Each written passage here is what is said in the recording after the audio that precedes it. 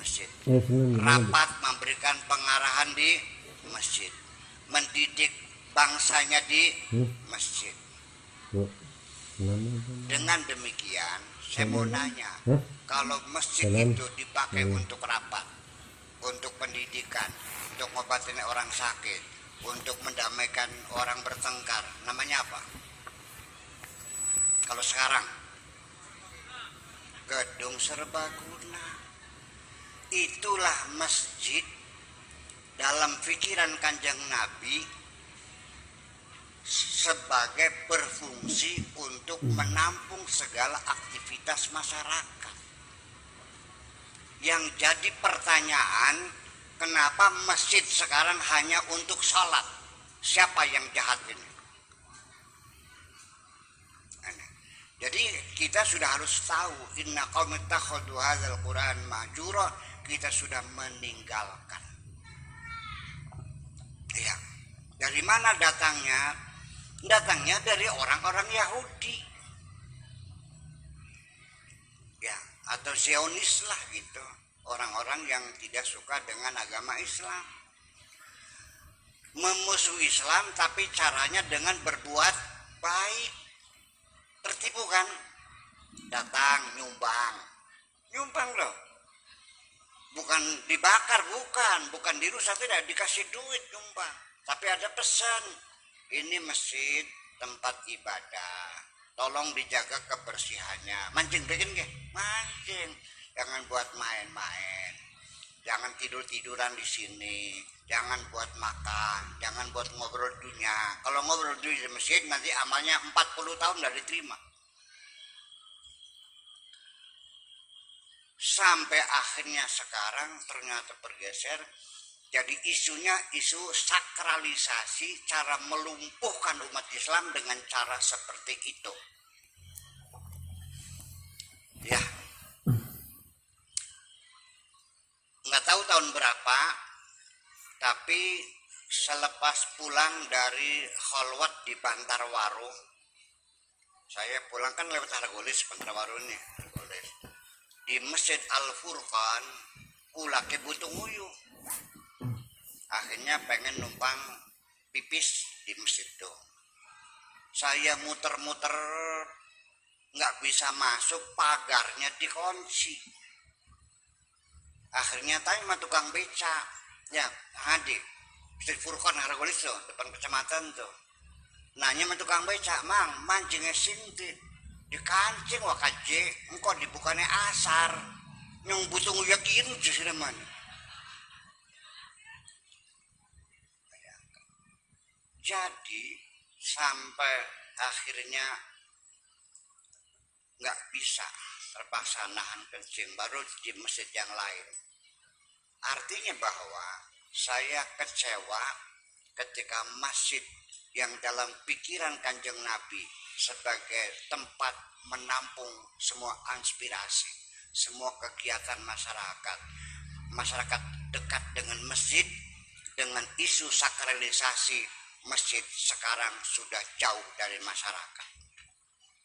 Ya saya nanya Pak Budi Oyat, anak beli remaja masjid yang ini ke? Jangan wong pindah sing sembahyang nih kene.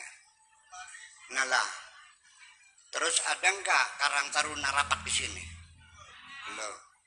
Tapi saya bersyukur sekarang sudah ada kemajuan. Masjid boleh dipakai buat ijab kabul. Kemajuan kan? Betul enggak? Nah, ini Bapak Haji Masuk kan pernah di sini kan ngawin kan? Ika tuh kan di sini. Nah, itu satu kemajuan. Terus ada saja kiai yang gawe ruwet. Buya, perempuan sekian banyaknya 500 perempuan, yakin gak semuanya suci? Nah, ayo jawab. Mungkin gak 500 perempuan suci semua? Berarti ada yang tidak suci. Itu termasuk masuk masjid harus suci itu sendiri juga kan belakangan hasil ijtihad. Yang Kanjeng Nabi di ada sumur Zam-Zam itu perempuan Mekah bebas ngambil air aja. Ayo, betul nggak? Jadi kita mesti bedakan peradaban Islam sekarang sudah bergeser jauh dari pikiran-pikiran kanjeng Nabi. Umpamanya terjadi ribut, boleh nggak perempuan ngumpet di masjid? Ya boleh. Sedang haid, ya boleh, ada urusan. Berarti aslinya gimana? Boleh atau tidak? Itu isu sakralisasi. Kelihatannya bagus ya, tapi ternyata ya akhirnya kayak ulu masuwung akhirnya. Iya, nggak ada kegiatan. Sekarang saya mau bertanya, ini tanam masjid ya, untuk mengumpulkan anak muda supaya dekat dengan masjid. Caranya gimana? Coba ada olahraga, ada pingpong, ada voli, ada segala macam. Yuk bikin sini meja pingpong, sampai sini. Ya, mau kencing di masjid. Setuju nggak kira-kira? Nah itu kan persoalannya. Dan ini saya mau cerita sekali lagi. Saya mau cerita. Ujung rasanya cerita gimana? Dulu di Tanjung Kuda itu saya bikin tempat badminton. Ya, masih ingat nggak? Saksi mata nih badminton untuk mendekatkan anak-anak muda gang kuburan sing pada nyatet tikus kah supaya main deket Tanjung Gede. Ya kan gitu.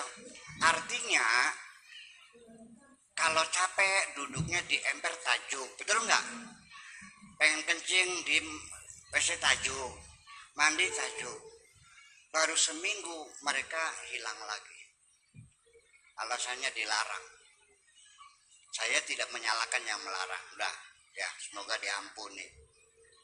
Alasannya karena mengganggu. Lagi sholat maghrib, mereka main badminton nggak berhenti. Saya bilang tolong dong, padu 3 tahun saja, biarkan mereka bermain di depan masjid. Asal jangan di dalam kan, di luar, nggak apa-apa. 3 tahun. Lu bayangkan, anak muda main pingpong di sini di masjid. Ini contoh aja, 3 tahun duduk di masjid, hampir masjid, mandi di masjid. Masa beli mancing-mancing masjid? Paham beli ini? Yang sudah mau beli sabar, pengen instan baik. Ya ini persoalannya, mendekatkan mereka dengan cara apapun. Tetapi tolong nanti barangkali ada ide begitu, jangan melangkah sendiri, dimusyawarahkan, kira-kira disepakati bersama. Kalau tidak nanti menimbulkan pertengkaran lagi. Dalam hal ini saya ngalah, ya udah. Betul nggak? Jadi artinya bahwa masjid kita fungsikan. Dalam banyak orang nginep di masjid, ingin mencari kedamaian. Namanya apa tuh? Etika.